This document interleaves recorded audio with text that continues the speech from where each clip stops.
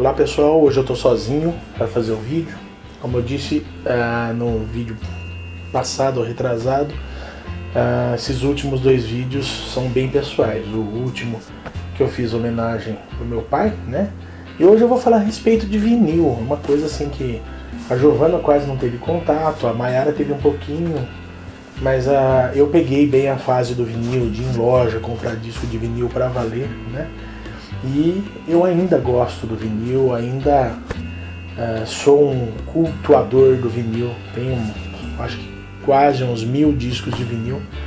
Então eu vou falar a respeito de discos de vinil que marcaram para mim, é bem pessoal.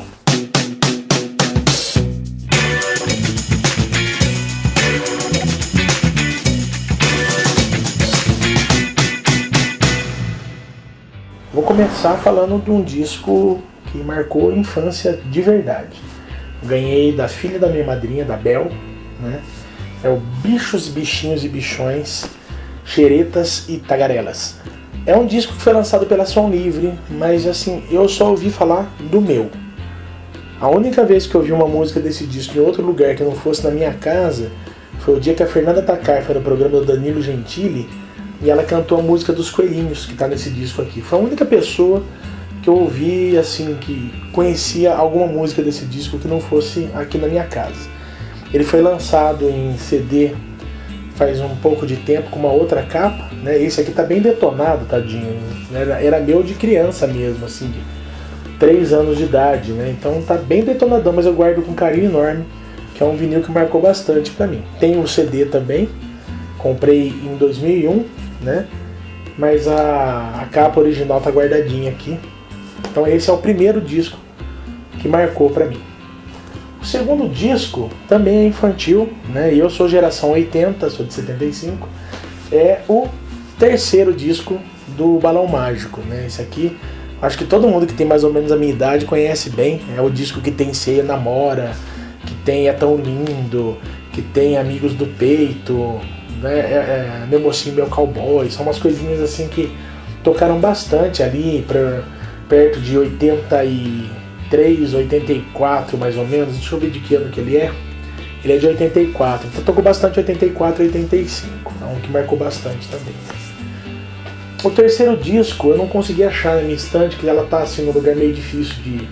Ela tá na parte de baixo da estante e tá meio difícil de pegar. Mas eu tô colocando a arte digital dele aqui, que é o volume 3 dos Futuristas, chama Música dos Bons Tempos, volume 3. Os Futuristas são uma banda com características bem assim ali da Alemanha, né? Eles são de Ijuí, se eu não me engano, no Rio Grande do Sul, e é um conjunto que meu pai ouvia bastante, né? Então marcou muito a minha infância pelo meu pai ouvir, e hoje eu escuto as músicas, uma baita de uma saudade, né? Então é um disco que marca bastante pra mim também, o Música dos Bons Tempos, volume 3 dos Futuristas. Depois, o quarto disco é o No Earthly Connection do Rick Wakeman. É um disco não muito famoso dele, né? Normalmente, se a gente fosse fazer uma seleção de discos normal, não tão pessoal, né?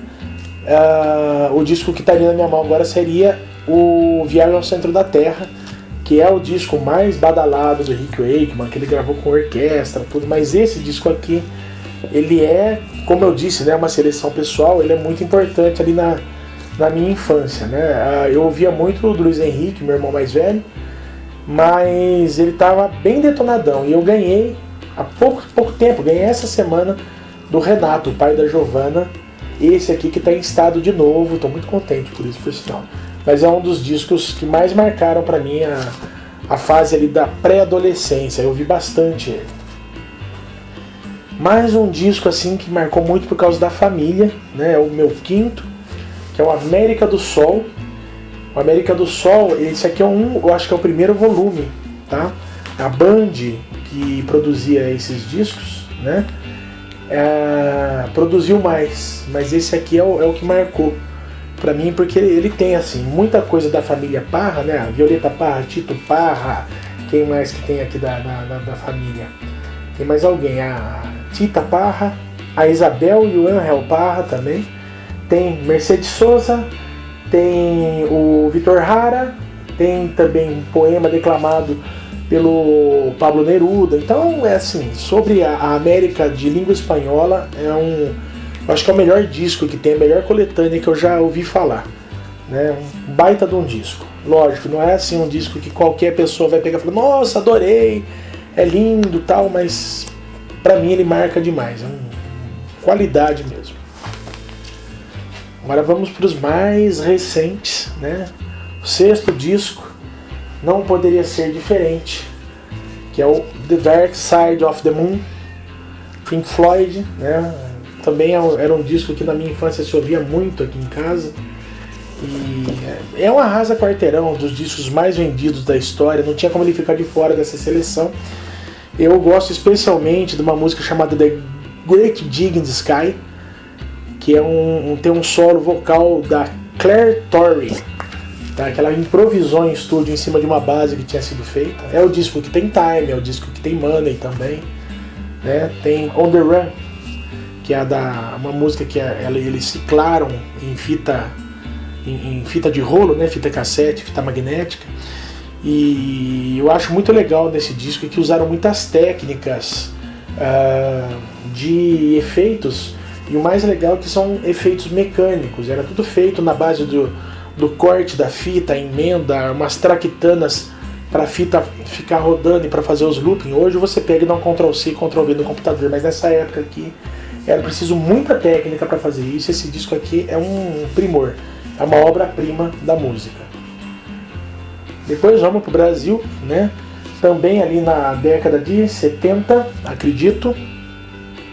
76 é um disco que tem quase minha idade também. O Falso Brilhante da Elis Regina, que para mim é o melhor disco dela. E esse disco ele já abre com Como Nossos Pais, que é um tremendo feito do Belchior, né? E com o melhor arranjo que eu conheço dessa música, a melhor interpretação, né? Tem o Graças à La Vida, que é da Violeta Parra, por sinal. A Velha Roupa Colorida, que também é do Belchior. Enfim, ele tem muita ligação de compositores no disco, por sinal, com o América do Sol, né? Eu tenho aqui a Violeta Parra, tenho... eu não lembro o nome dele direito, deixa eu ler aqui para não falar besteira. Atahualpa Yupanqui, que é um compositor do Graças à La Vida, não, do Los Hermanos, Graças à La Vida da Violeta Parra, enfim. E tem tatuagem do Chico Buarque e do Rui Guerra também. É indiscutível a qualidade desse disco. Depois é um disco que não é um só, né, que são dois, já é na década de 80 também. E esse aqui ele marcou muito minha infância, porque o Renato ouvia demais as coisas dele. Mas são dois discos, na verdade, tá? Que são os discos das finais do Festival de Música Brasileira da TV Globo, né? O Festival MPB 80. E aqui a gente tem assim, tem Reunião de Bacana com o Exporta Samba, tem o Nostradamus com o Eduardo Duzec, tem Agonia com o Oswaldo Montenegro, tem Anunciação com a Zezé Mota cantando, a Massa do Raimundo Sodré. Enfim, é assim, tem uns negócios meio, mas na média é um disco, são dois discos na verdade, mas é um título só, né? Muito legal, e eu sou muito contente por ter isso aqui na minha estante, no meu repertório. Penúltimo disco da série, né? Não podia ficar de fora de jeito nenhum. Eu sempre falo que é minha novela preferida e que marcou muito pra mim também. Rock Santeiro, primeiro disco, né? São dois discos, mas o que tem assim a pegada é esse aqui, né? É o que tem o tema de abertura da novela, é o que tem a outra com a Simone, que é uma baita de uma música. Tem De Volta para Aconchego com a Elba Ramalho, né? O próprio tema do Rock Santeiro com Sai Guarabira. Tem Vando também, acontece, né? Se bem que não é uma das piores coisas que ele já fez. Alceu Valença com Cópias Mal Feitas, que é uma música fantástica e muito pouco conhecida, apesar de ter tocado nessa novela. Então é um baita de um disco, assim, merece estar na minha seleção dos 10. A Mayara tá aqui, né? Ela acabou de me lembrar de uma curiosidade, que é a minha produtora, né? Oi, produtora. Esse disco tem uma curiosidade, né? Toda novela da Globo, ela lançava uma trilha nacional e uma trilha internacional. O Rock Santeiro foi a primeira vez que não se lançou trilha internacional. Não toca uma música internacional na novela, né? São 2 discos de trilha nacional, volume 1 e volume 2. Então é uma curiosidade bem legal aí desse disco também, né? Mais um marco na história. Por último, eu vou falar de um disco que também foi muito especial para mim, embora não seja um disco tão especial para música, né? Inclusive para esse conjunto eles têm o Cabeça de Dinossauro, que é muito melhor, que é o Titãs, é o Go Back, né? Mas esse aqui é meu primeiro disco de gente grande. A primeira vez que eu comprei um disco assim de um conjunto nacional que eu escolhi foi o Go Back do Titãs, que é um disco ao vivo bem legal, uma compilação de algumas coisas deles. Tem Cabeça de Dinossauro, tem Marvin, tem Diversão. E eu comprei o disco por causa de Marvin, e hoje não é a coisa que eu mais gosto de ouvir do disco não. Mas é uma antologia bem legal do Titãs, e também eu sei que ele já está virando uma raridade em vinil. É um disco bem difícil de achar. Tem muito mais nessa seleção que eu poderia falar, né? Eu falei, não, vou falar de 10 discos de vinil que marcaram pra mim. Tem muito mais coisas. E eu também queria falar que eu tenho um outro canal, junto com o Renato, meu irmão, que se chama Os Sons da Memória, onde a gente mostra alguns conteúdos de discos de vinil, discos de 78 rotações. É bem interessante para quem quer conhecer. O canal é bem simples, a gente bota o disco na vitrola e executa o disco para guardar ali o áudio daquele disco e a imagem, que hoje está tão rara, de um toca-discos de vinil rolando uma música aí.